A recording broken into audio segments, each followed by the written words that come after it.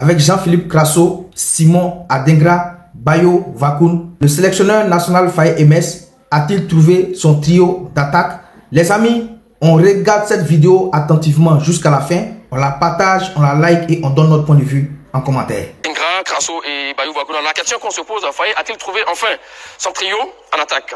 Qu'en dites-vous, mon cher Mathieu Blé? Ah non, au regard de toutes les tergiversations auxquelles on a assisté pendant ces éliminatoires, je pense que ce trio est l'un des trios qui a donné beaucoup de certitude, beaucoup de confiance, qui a permis aux uns et aux autres de développer. Donc, sans hésitation, mais je dis oui. D'accord. Alors moi, je dis non. Elle n'a pas encore trouvé son trio. Et puis déjà, je vous ai dit que, regardez, Adingra est un ailier. En 4-4-2, il a joué comme animateur de couloir. Crasso était 9,5 la dernière fois, en 4-4-2. Bayo Vakoun était un avant-centre. Donc là, quand on prend des trios, dans l'équilibre, il n'y a pas d'équilibre. Parce que si c'est en 4-4-2, il y a Adingra qui va sauter, qui va descendre. Maintenant, si c'est en 4-3-3, il faut forcément sauter. D'accord. La question autrement dit, si tous ces joueurs sont alignés, il y a un trio quand même qui se dégage devant. Si on a un 4-3-3 et que tous ceux-là sont là, par rapport au dernier match, sans doute, face au Tchad, selon vous, ça a-t-il bien fonctionné ce trio-là ou pas? Non, ce qui est sûr, c'est toute l'équipe qui a fonctionné. D'accord. Ah ouais? Oui, toute l'équipe de la Côte d'Ivoire qui, dans le contenu, a déroulé. Et c'est ce qui a donné la finalité, les buts. Maintenant, ce que je voulais dire, la première journée, Côte d'Ivoire-Zambie, la Côte d'Ivoire gagne 2-0. En attaque, il y avait Adingra, Guessant, Oumar Diakité. D'accord. Lors de la deuxième journée, Côte d'Ivoire, la Côte d'Ivoire gagne 2-0. Il y avait Diakité, Adingra, Crasso, Guessant. Côte d'Ivoire, Sierra Leone, 4-1. Guessant, Crasso, Pépé. Sierra Leone, Côte d'Ivoire, Béni, Oumar Diakité, Jean Kwasi Evra. Cinquième journée, Zambie, Côte d'Ivoire, 1-0 pour la Zambie. Il y a eu Adingra, Evan Guessant, Crasso. Côte d'Ivoire, Tchad, la dernière journée. Avant-centre, Vakoun Bayo, 9,5 Crasso. Les animateurs de couloir, Jérémy Boga, Simon Adingra. Vous voyez, en 6 journées des éliminatoires, MS Faye, au niveau de l'attaque, a utilisé 9 joueurs différents. Très bien. D'où l'importance de la question. 9 joueurs et finalement, s'il vous plaît. Adingra, Guessant, Oumar Diakité, Crasso, Pépé, Béni Traoré, Jean Evra Kwasi, Vakoun Bayo, Jérémy Boga.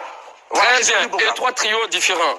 Et sans doute, il a ouvert la brèche pour vous, mon cher Mathieu Blé. Non, finalement, là, lorsqu'il aligne ces 3 autres joueurs également, qui est un trio inédit, on marque 4 buts et ça c'est important. Non, tout à fait. Et le problème, au-delà de la citation, il faut aussi avoir l'œil analyste et critique.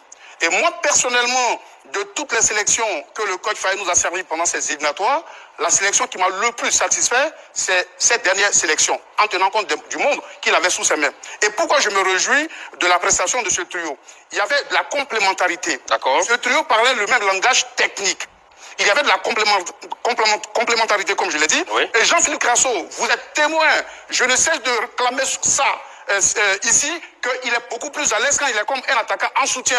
Le coach l'a fait.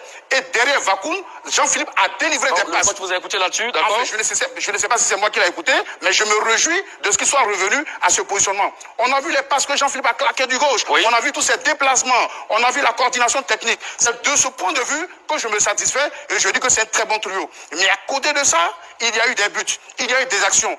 On aurait concrétisé toutes les actions qu'on s'est créées, qu'on aurait dépassé ce cas de 4 buts. À partir de là, on ne peut que se satisfaire. Monsieur Magat, d'abord je voudrais rappeler que celui qui a donné l'idée ici, en premier, pour que Jean-Philippe Crasso soit utilisé en 9,5, c'est bien Martial Goro.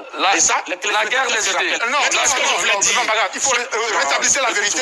Parce qu'au lendemain de la victoire des Ivoiriens, le mercredi 6 janvier, face à la Sierra Leone en match amical, on a fait un débat ici où on nous demandait est-ce que Jean-Philippe a-t-il marqué des points en remplacement de Haller? J'ai été celui qui a dit non. Et que pour moi, Jean-Philippe ne se sent à l'aise que lorsqu'il joue comme attaquant de soutien. Demandez à nos techniciens de nous trouver les images et ce monsieur sera pris. Je suis celui qui a toujours dit que Jean-Philippe Crasso devait être utilisé. On nous envoie les images, on verra votre main dans le sac. Est-ce que c'était ma position? Revenons au sujet du jour. Revenons au sujet du jour. Allons-y. Chaque terme a un sens. Exactement. Quand on parle d'un trio partout, quand on parle d'un trio en attaque, c'est qu'il y a 2 ailiers plus un avant-centre. Mais ici, dans la composition actuelle, Adingra ailier, Crasso 9,5, Bayo Vakoun 9. Donc, ce n'est pas un trio d'attaque. Ça, je voulais d'abord préciser cela. Maintenant, je vous comprends, monsieur Magat, ce que vous voulez dire. C'est-à-dire que lors du dernier match, est-ce que ces 3 joueurs ont apporté un éclairage en plus? Je dirais que Adingra, oui. Crasso, oui. Mais Bayo Vakoun est vraiment trop tôt, pour moi, vraiment trop tôt, pour que ce joueur-là, on puisse dire qu'il a fait un match exceptionnel. Je l'ai dit déjà la dernière fois, il a marqué certains buts, mais je crois qu'il a marqué quelques